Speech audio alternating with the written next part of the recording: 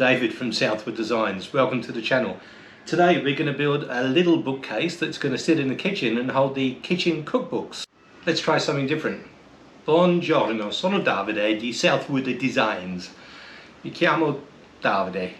Ho già detto questo, però oggi devo costruire una libreria per i libri di cucina. Adesso andiamo. Andiamo? Sì, andiamo. Let's go. Well, wasn't that an absolute shocker? Anyway, sorry to those Italian speakers and those Italians that might watch the channel.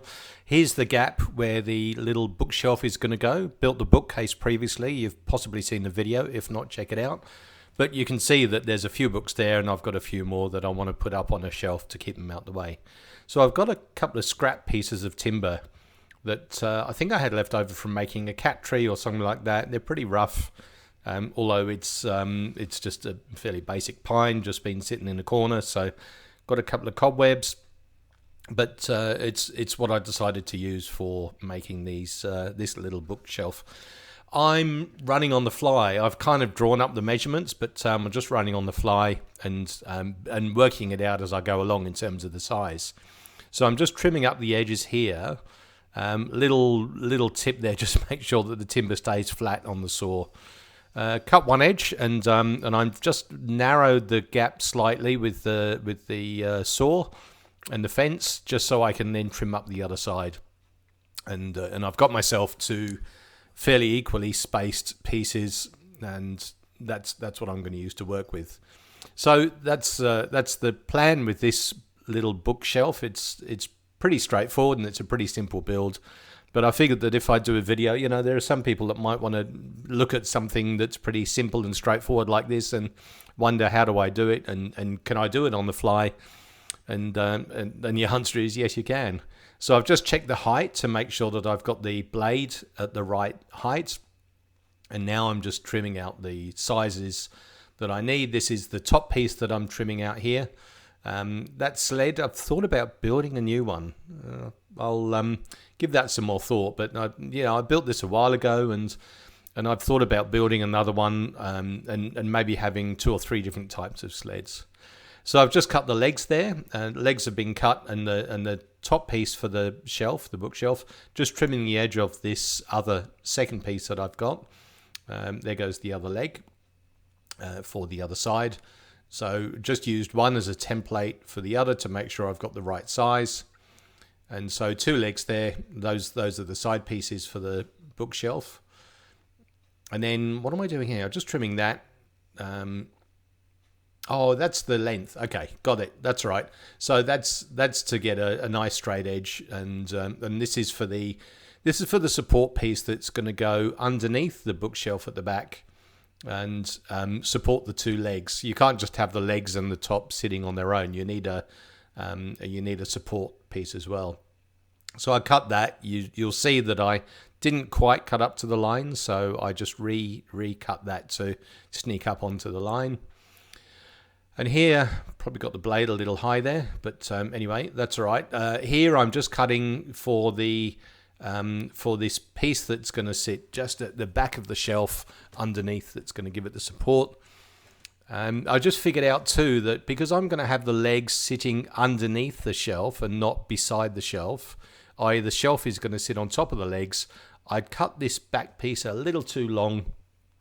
So I need to take off the width of the 2 legs, which was 18 millimeters for each, so 36 millimeters I chopped off. And there's the back piece there that I just cut. And you can see that that's just sitting nicely there between the legs, and that's going to give the support for the legs to stop them wobbling around and keep the shelf fairly firm. Now, I'm using pocket holes, and I've talked about this in a previous video in the bookcase that I built. If you haven't seen it, you should check it out in my list of videos. But I'm using pocket holes, and I'm going to be a bit of a rebel here. I'm not even filling the pocket holes with the little plugs that you can get, because I'm going to stain this and you won't really see the pocket holes. But I'm just marking out the position of where these pocket holes are going to go. And again, as before, the pocket holes get a bit of a bad rap, but they seem to work in a lot of cases. And for this, it's a quick throw together project. I figure that pocket holes will do the trick. A lot of sawdust when you're drilling with pocket holes, so just make sure that you've got your dust collection sorted out. I haven't quite got this fitted properly, but it does the trick mostly. I just need to get an adapter to fit on this little Craig K4 pocket hole jig. Not a plug, but it's actually quite a good jig to use if you haven't used them before. So, you know, drilling through to knock out all of these pocket holes, and then they'll be used for the assembly process to be able to put this thing together. It doesn't take long at all. It's a pretty quick process when it comes to using the pocket holes. And again, you know, from the effectiveness of the pocket hole point of view, I've done a separate video on that you can have a look back in my history of videos to see my thoughts on the Craig pocket hole jig. So now assembly. Now I'm just putting together, excuse my back, just putting together the pieces. You'll notice that this back piece, I've got the pocket hole screw holes on the outside, so that's going to sit back against the wall. You won't see that. Really, the only holes that you're going to see are in the tops of where the two legs go in, and really they're tucked up underneath this little bookshelf. So you're not going to see them much at all. You can just see that one at the back there on the top of the screen, but you're not going to see them much at all. But even less so once I've put the stain on, that you'll see a little bit later on. I need to get a clamp to hold these pieces in together. I've not got one yet, and I talked about this last time when I was putting together some joinery with pocket holes. It is just going to make it a bit more secure to get a proper. There's a Craig clamp that you can get. There's 2 or 3 different kinds that allow you to clamp things together so that they stay nice and tight. But look, there's the finished shelf. Fairly rudimentary, but nonetheless it does the trick. It's just going to stand up against, see those pocket holes on the back? They're not going to be seen, but it's just going to stand up on its own and hold the books nicely, plus plenty of storage underneath.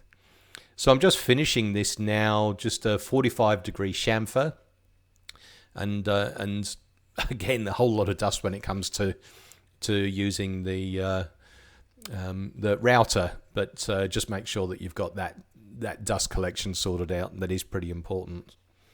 So once that's done, a little bit of sanding just to finish it off and take off the rough edges. Could I have done it better? Look, yeah, I could, but this is going to be stained, and you're not going to see much in the way of any little nicks or trims or whatever once I've got the stain on. But, you know, it was a couple of scrap pieces of pine that really serve the purpose and do the job well.